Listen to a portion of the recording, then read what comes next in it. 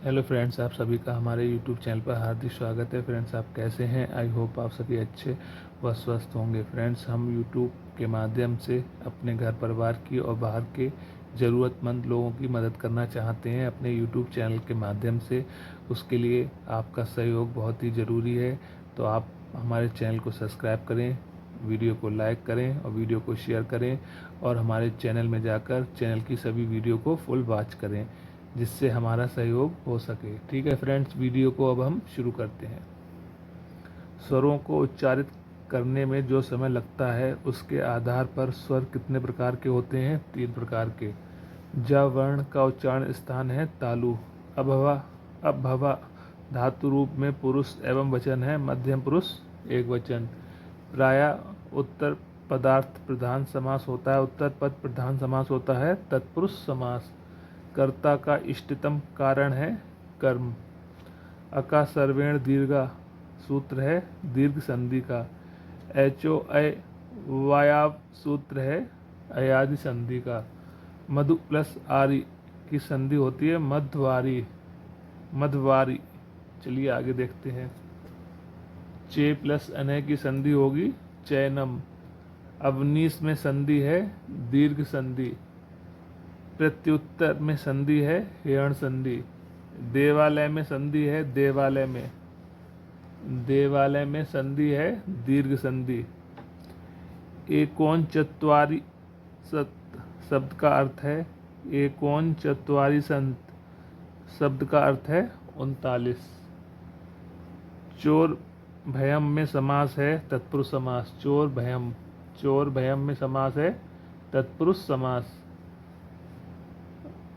भयार्थक तथा रक्षार्थक धातुओं के साथ विभक्ति का प्रयोग होता है पंचमी विभक्ति का। अहम बालकम पश्यामि वाक्य का कर्म वाच्य में परिवर्तन होगा मया बालका दृश्यते। ओम में ओ के आगे बना ये निशान है प्लुत स्वर। जो ये निशान होता है इसको बोलते हैं प्लुत स्वर। यह प्लुत स्वर का निशान होता है। ई वर्ण का उच्चारण स्थान है तालु। चलिए आगे देखते हैं। पितृणम पितृणम पद में कौन सी संधि है? दीर्घ संधि। शुद्ध वाक्य है ज्ञानम बिना न मुक्ति। चतुर्विशंति का अर्थ है 24। संस्कृत में भविष्यत काल के प्रयोग के लिए लकार का प्रयोग किया जाता है लृट लकार का। हरिहरो में कौन सा समास है? द्वंद्व समास। नवरत्नम में कौन सा समास है? द्विगु समास। लंबोदरा में कौन सा समास है? कर्मधारय समास।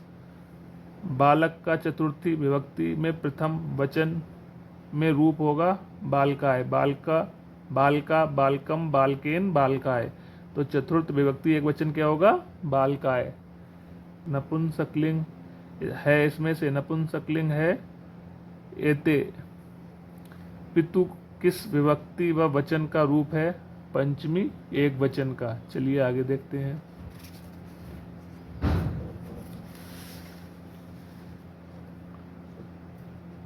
धेनो का विभक्ति और वचन है षष्ठी एक वचन। नेक्स्ट देखते हैं। वारी शब्द के तृतीय एक वचन में चुनकर सही रूप लिखिए। वारी शब्द का तृतीय एक वचन क्या होता है? वारिणा।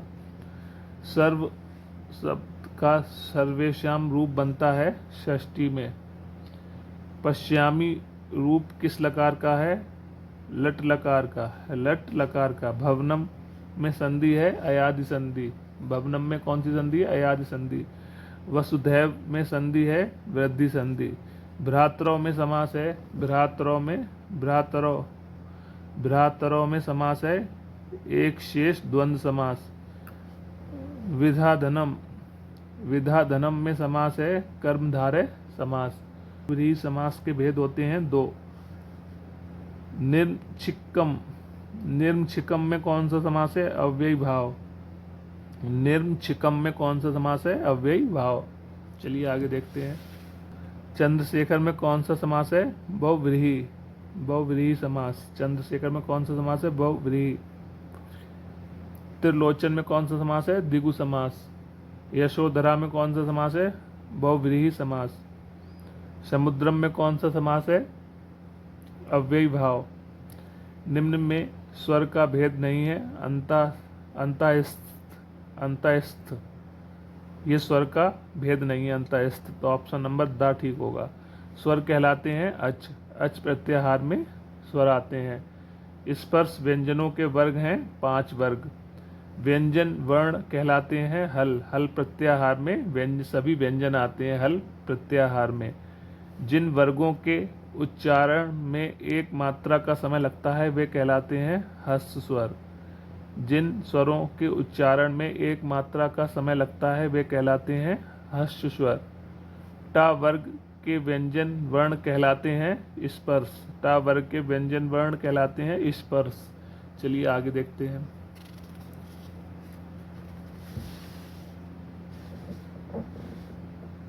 वा वर्ग का उच्चारण स्थान है दंतोष्ठ।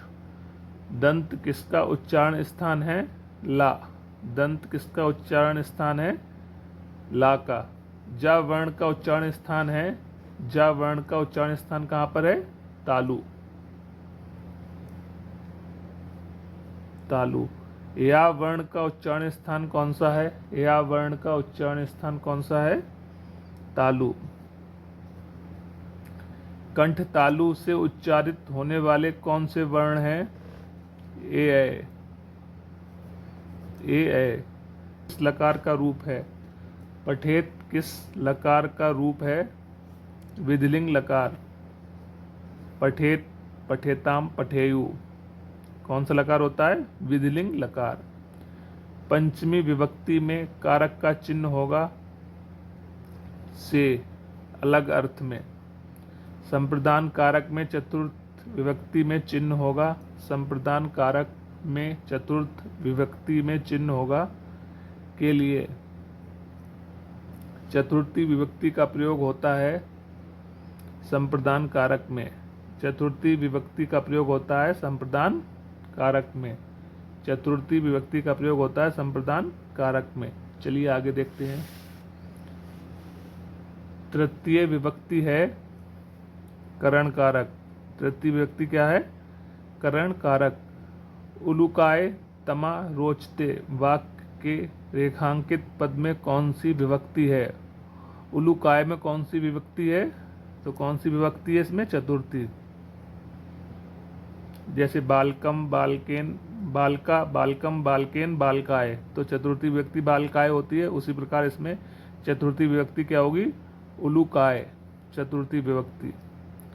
सा हरे कुप्यन्ति, सा हरे कुप्यति, सा हरे कुप्यति।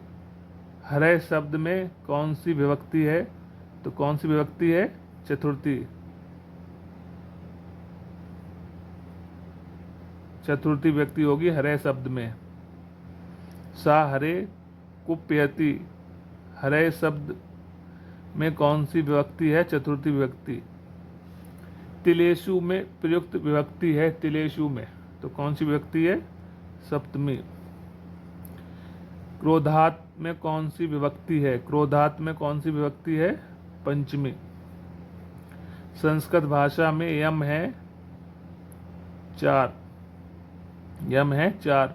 संस्कृत भाषा में वर्ण के भेद हैं 2। आजीवनम समस्त पद में प्रयुक्त समास है अव्ययी भाव। अगच्छत रूप है प्रथम पुरुष का। अगच्छत रूप है प्रथम पुरुष का। ठीक है फ्रेंड्स, मिलते हैं किसी नेक्स्ट वीडियो में। तब तक के लिए जय हिंद, जय भारत। हंसते रहिए, मुस्कुराते रहिए, ऐसे ही हमारा सपोर्ट करते रहिए, जिससे हम यूट्यूब से किसी की मदद कर सकें, अपने घर परिवार की मदद कर सकें और ज़रूरतमंद की मदद कर सकें। ठीक है फ्रेंड्स, जय हिंद, जय भारत।